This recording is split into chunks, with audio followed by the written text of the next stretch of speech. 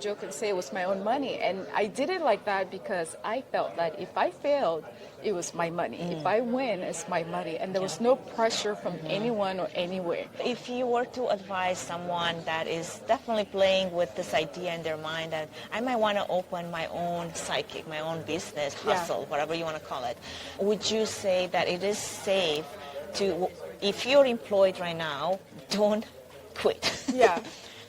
Put that safety blanket on the side so you have a starting capital to begin whatever it is that you want to begin, because then you can start in a non-stressful way. Exactly. Versus being financially stressed every single day. How are you going to pay the next bill? Yeah. When you first start, I mean, it does say that on average it takes a business owner about 2 years to start paying themselves. Absolutely. When you first start, everything that you make is going to go back into the business.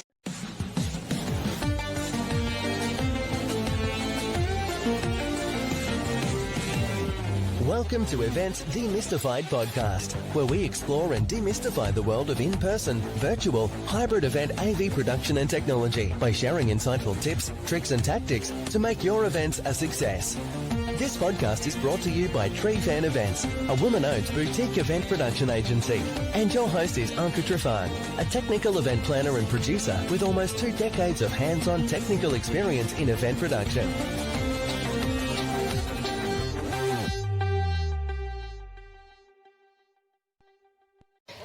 Hi everyone, welcome to this very special episode from the AI Wellness Media Row Lounge at the Anaheim Convention Center. We are doing quite a few special interviews with specialists and wonderful people such as my guest today, and are talking a little differently than what normally we touch on. However, why I'm excited about this episode is because I get to talk to another powerhouse, and we are going to get a little behind the scenes about how we connected, how we met, what your journey has been so far. But before I get started, I want our audience to get to know you. So if you don't mind, state your name, what your specialty is, what are you passionate about in general, and what is one thing about you that makes people stop in their tracks when they meet you. Hi everyone, I'm really excited to be here with this lovely, look at her. She is my muse in what I would like to physically aspire to. So thank you for that inspiration. You don't know that, but I am, okay? Thank you. I am a OBGYN. I'm also a cosmetic surgeon. I own my own practice in Houston, Texas, and I've been practicing for about 20 years. And I have a podcast, Polished Beauty Podcast, and then I have other businesses. So we're here to talk about entrepreneurism. It is a lot. But it's worth it. If you know yourself and you know what you're willing to tolerate in your life, then it's easy to be an entrepreneur. Yeah. Because it's going to be long, but it's worth it if you're passionate about it, whatever it is that you want to do. I love it. So Daisy, one thing that stopped me in my tracks when I met you 2 days ago, we were both invited here to be the media for this AI wellness experience, which is put for the very first time. The planning, it was, let's just say, less than ideal. We're not gonna spend time on that because it's like way past us. But I remember we were both here trying to figure things out. But you had this calm, and I appreciated that. Plus, you had this wonderful pink outfit that definitely set you apart. And I was like, I want to know her. I want to see what is going on and who she is. And I learned about your podcast, and you talk about things that I don't talk about. But that's what I'm curious, because the journey of the entrepreneur, regardless of where you're coming from or which path you're taken, it's very similar to a lot of us, because not only do you work for yourself, and sometimes you might be the worst boss you've ever had, but there is no time off. Even though you do have some liberty, you can decide, today I'm only going to work this amount of hours, or I'm going to take a break right now. However, I'm curious, when was that one moment when you knew that you're going to take this path, that you're not going to be the 9-to-5 person? You just said, this is it. I feel like this is calling me in a different direction. So I am an immigrant in the U.S. I came when I was a teenager. I'm from Cameroon by birth. My family was in Texas. And my parents, they were well off in our country, and they came here like most immigrants, you have to start all over. And so I saw them working really hard and working in positions that were beneath them from where they came from. But they had to put in the time, they had to put in the work. And I just remember my mom, she was a nurse and she did home health. There's a lot of driving all over Texas, going to the different remote areas, taking care of the destitute of the destitute. There are places where people don't have running water, don't have electricity in this country. But she did home health, doing that, and I could see her working really hard. And my dad too, working really hard. I remember asking them, what do you like about what you do? They were like, my mom was a nurse. She's like, I like taking care of people and everything. I observed them. And what I saw in that observation was that they were going to be working hard forever. I started paying attention to the society, meaning America. How is it, and talking to different people. And then just from that, my curiosity, it became very clear to me that to really enjoy America's dream, you have to be the owner. Whatever it is you do, of dream. You have to be the owner of that dream, and you also have to employ yourself. I was very interested in business.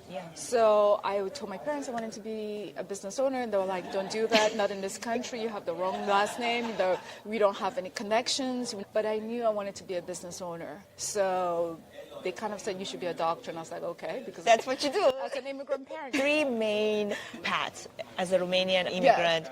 You're either a doctor, an architect, or lawyer. So I was like, sure, I'll be a doctor. But I always knew I wanted to be a business owner. So when I was going through medical school and residency, I always kept my track on being a business owner. That never changed. So as I studied, I always thought of how am I going to open my own practice? What do I need to do? So I always make it a point to learn that aspect, the business of medicine. When I was done with my residency, it was easy for me to just go and open my own practice right away. But I had prepared many years, about 8 years of preparation before I actually opened the practice. So that when I opened it, it just flourished. And I remember my colleagues and other physicians like, how are you doing it? You're doing so well. But I knew they didn't know. Because you've done the reps before. There you go. I did put in my the homework. reps. I did my research and I prepared. So when I opened my doors, I was already so far ahead of the game that it was easy for me to pick up. But it doesn't mean that it's easy being an entrepreneur, because if I went home before 11 p.m., that was a quiet day as a solo practice owner, truly speaking. And I had a young child. I was married. My kid was about 4 or 5 when I opened my business. To fit in that quality time as a mom, I have a couch in my waiting room in my practice, because I'll pick up my kid after school, I'll let her play in that waiting room, and then she can nap in that couch while I work. And there's so many things I want to touch on right now, because I've been through that where my kids were really small. I've gone through the mom guilt. I'm working so hard because I really see this future for myself, and I'm going towards it. But I also have these beautiful children that I've been blessed with, and there is no woman that I know that has gone the entrepreneurial way that has not struggled with guilt, the mom guilt. How have you managed that? And if there's somebody listening that is in the same trenches, how did you do it? Because it's killing me inside. I always kept this in my mind. If I am happy, if I am okay, she's going to be great. I have to set the foundation, create the house, the environment to flourish. Because if I flourish, she flourishes. So I never allowed myself to be anything less than I couldn't. There were many times I had to choose between me and my daughter. I tell my patients this. It's not selfish. I want you ladies to listen to me. It's not selfish to choose yourself when you have young kids. It's not saying that you don't love your children. It's not saying that you don't prioritize their well-being. All is saying that if you are okay, they're going to be great. Because they feed off that energy. They smell it. They watch you. They see it. When you're not saying anything, they're looking at your face. They're reading you. So if you carry that aura of like, it's going to be great. Control of your own destiny. Yes. Manage yourself. They're going to rip off the benefit of it. I love it. How old is your daughter now? She's 19. She doesn't remember the times where she had to sleep on the sofa.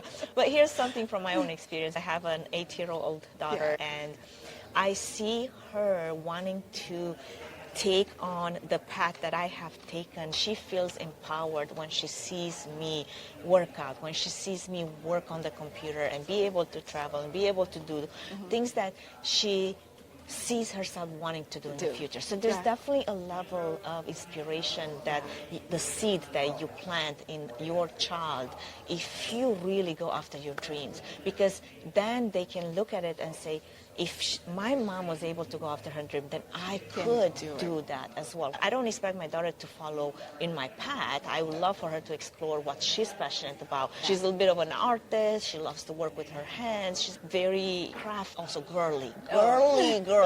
Oh my gosh, let me get back to the topic of your expertise, the beauty part.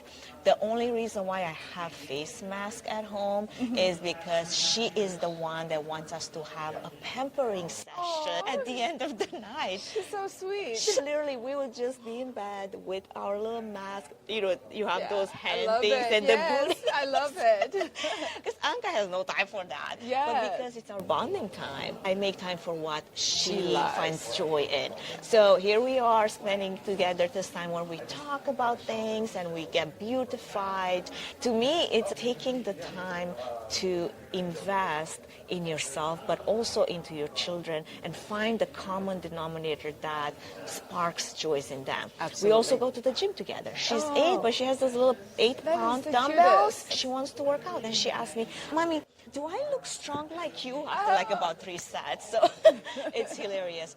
One thing I wanted to go back to, you said you put in the time and you prepared before you were able to actually launch your own business. Yes. And this is something that I talk about. When I talk about the Fit for Events framework, it's something that I trademark it and I really preach from the rooftop. But if it touches someone, then there's a reason for it. Is sometimes I take those parallels, like because I spent time working out, my mind is always working on some parallel between this workout that I do, this barbell workout and this reps and business. Like you put in the time and the reps, and when you go through this journey of transformation, you many times would put in the time, but you see no results for a very long time. So you keep at it. You work in the dark. You keep working on it, and then one day, then the transformation. But the people, they look sometimes from the outside at this one day and think that's all it took for me successful. No, it was not. So let's demystify that myth. Yes. It is not overnight, you guys. I just told you when I opened my business, it took off immediately, but it wasn't an immediate action. It was many years of me being very intentional about knowing what I wanted for myself, putting steps in place and reading and understanding. If I want to open a private practice, what does it take? How does it take? What do I do for insurances? Location. How do I choose a location? The funds that you How need to open. Funding? Exactly. There were so many things that I had in place that I already knew the steps I needed to do. How many women start businesses and have no business plan whatsoever? That's very funny. I'll tell you a funny story about the business plan. When I was about to open my practice, I had saved some money. In residency, they don't pay us much. And when I finished, I got a job just for a year and a half, very intentional, just to save all that money. I was going to use it to open my business. And so someone was like, why don't you just get a business loan? I'm one of those people, I guess, immigrant mindset. We don't like to borrow money. Especially when the interest is so high. We don't like to owe people stuff. So I had my money that I'd saved to open my practice. But I remember, I was like, okay, let me humor myself. And I reached out to Bank of America, submit a business plan. And I remember in my head, I was like, what plan? It's all in here. And they wanted like a formal thing. And all this, pages that you need to fill. It was enough for me to say that is not the path for me, because the plan is all here and I know it's going to succeed because of the work I had done. But what they were asking me, all this projected analysis and all those things, and I was just like, oh my God, too much. So I didn't go with them. most banks ask for those things. Yes. And so I never had a business form a written plan, but everything was here and the paperwork that I had, accumulated over time. So I opened a practice, and I joke and say it was my own money. And I did it like that because I felt that if I failed, it was my money. If I win, it's my money. And there was no pressure from anyone or anywhere. If you were to advise someone that is definitely playing with this idea in their mind that I might want to open my own psychic, my own business, would you say that it is safe to, if you're employed right now, don't quit? Yeah. Put that safety blanket on the side so you have a starting capital to begin whatever it is that you want to begin, because then you can start in a non-stressful way. Exactly. Versus being financially stressed every single day. How are you going to pay the next bill? Yeah. Because when you first start, I mean, it does say that on average it takes a business owner about 2 years to start paying themselves. Absolutely. Because when you first start, everything that you make is going to go back into the business, go into the business. Yeah. So if you're thinking that you're just going to make this amount of money that you're going to go vacation after 3 months, reality meets. Yeah, it all depends. It really depends on the line of business you're going to do and what is the profitability, the ROI, the return of investment. So if you understand your ROI of your business, then it's easy to project how you're going to scale up or not. I'll be very cautious. I've run my business for about 20 years now, so I've been doing this for a while. You see young influencers or people say, oh, I opened my business and I made $50,000 a month. And they give all these exciting numbers. It could be true, it could be not. I don't know. But what I do know is that if you want to run a business that's sustainable, that would take you 10 years, 20 years, you have to plan and you have to be very strategic. Maybe in this current mode of Instagram digital age, you can make a lot of profit really quickly without having all those things. But I speak from the generation that I come from, where it's a bit different. And, you have to think about the real estate. Do you want an overhead? Right. Do you want a brick and mortar, or right. do you want a digital, virtual practice? Exactly. Those things would determine how you move in your business decision. Because real estate, office space, is a huge commitment because you have to worry about electricity, you have to worry about light, you have to worry about phone, you have to worry about staffing, your staff coming in and out. Yeah. Whereas if you do something online, it's different. You have minimal to no. Yes. So let me ask you now, after 20 years, do you have a business plan? That's a great question. I will answer that question by telling what is going on in my life. I'm 48 years. When I turned 48 this year, I was like, this is the first time in my age that I sat and I said, oh my gosh, there are more years behind me than there are ahead of me. Right. Up on this point, I've never lived life like this. I'm being very truthful. It was just me going, but there was something about turning 48 this year that I was like, more years are behind me than ahead. So what is the plan? Right. Then I started saying, let me count up to 50. I'm not counting down, I'm counting up. What my 50 looks like. So I have some thoughts on how I want to do things differently in my 50s. And going to answer your question, do I have a business plan? I could say I have a concept of a plan.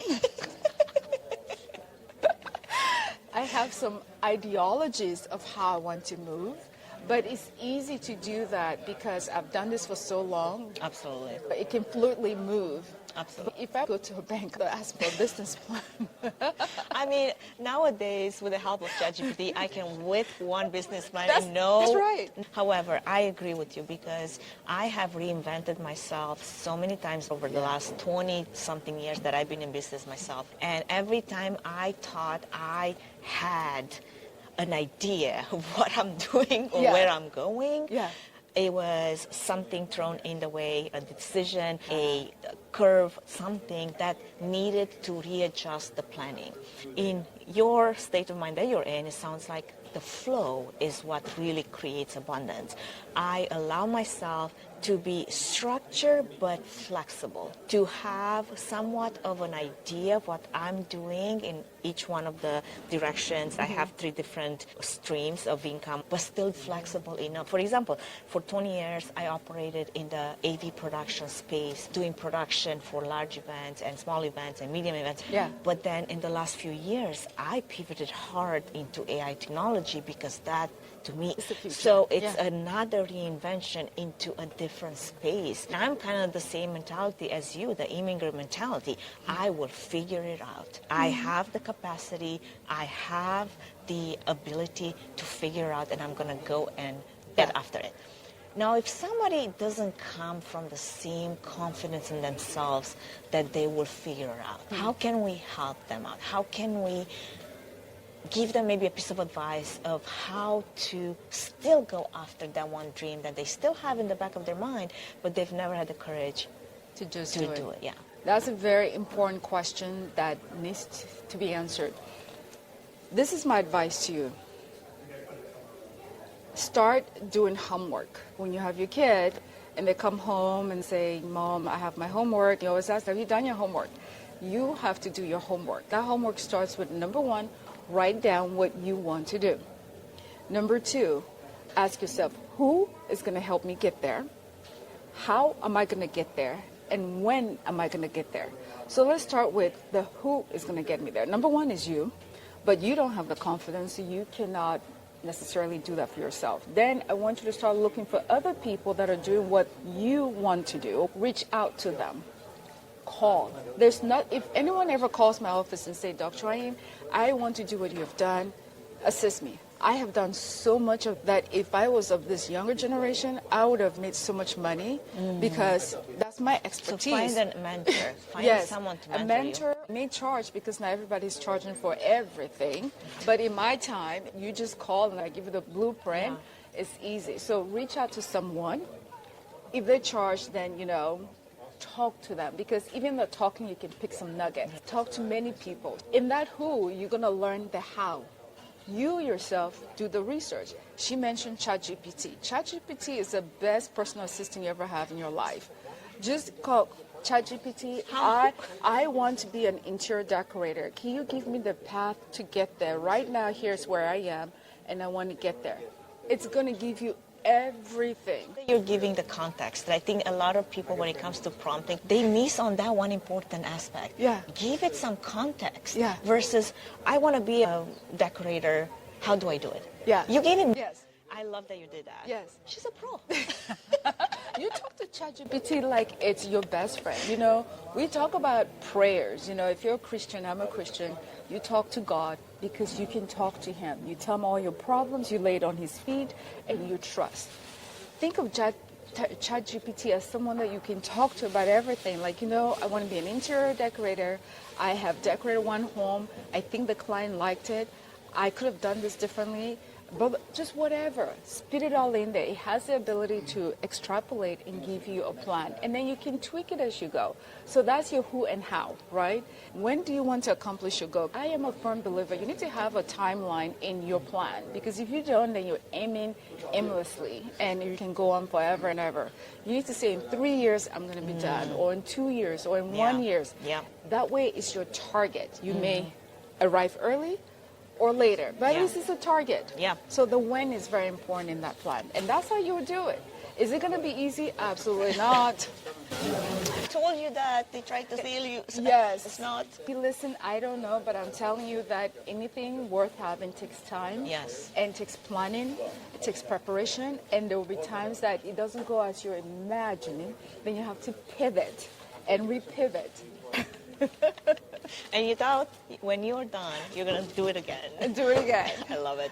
Okay, Daisy, I love our conversation. I love that we got to really get into the heart of the entrepreneur. If there was one last piece of advice you want to leave our audience with, what would that be?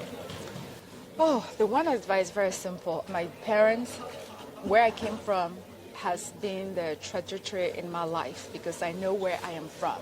So I always tell patients or anyone that I talk to, there are 3 things you have to be very clear of in your life, because when you are clear in these things, your core values and everything else follow. Number 1, know who you are.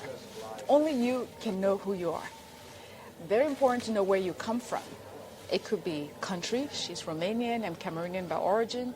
You could be American, that's okay. Where you come from, that environment says a lot about who you are. So know who you are, know where you come from. Then the last one is the most important. Know where you're going. You got to have an idea where you're going with your life, because if you don't, everything else you're doing is kind of pointless. Yeah. Because where are we headed? You don't get in a car and drive, no destination. Unless you just want to kill some time and you need some mind clarity. And that's okay and too. But if you're trying to go somewhere, know where you're going. Where can our audience connect with you? Where can they find you? And if they want to listen to your podcast? So my podcast is called Polish Beauty Podcast. It's on all the listening platforms. You can follow me on YouTube, Polish Leave-In with Dr. Daisy Ayim. All the video podcasts is loaded up there. I am on Instagram at Dr. Daisy Ayim, and then my website, www.drdaisyayim.com. And if you Google me, you can find me. Spell your last name just so that our audience Yes. knows. Ayim is A-Y-I-M, and Daisy is just like the flower, D-A-I-S-Y. Thank you so much. That Lovely. was wonderful time that we had. This wraps up our conversation today, and I hope that you found value. If you did, please follow EventsDemystified podcast on all of our channels. You can find us on YouTube, Instagram, Spotify, and Polish Beauty Podcast. Polished. Very polished. Indeed. Thank you. Thank you. I appreciate you. Love it. We are here actually